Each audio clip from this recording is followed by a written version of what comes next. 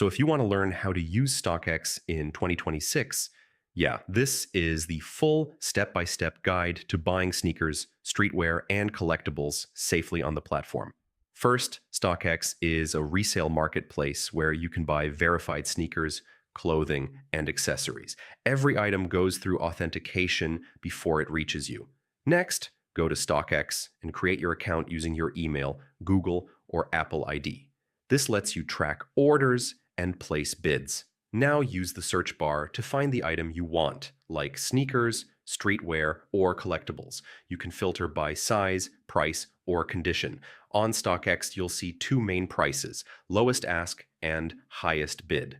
The lowest ask is what sellers want, and the highest bid is what buyers are offering. Now you can either place a bid at your price or click buy now to purchase instantly at the seller's asking price. Next, complete your payment using card, PayPal, or other available methods. StockX holds the payment until the item is verified. Now your item goes to StockX authentication centers where experts verify that it's real and in the correct condition.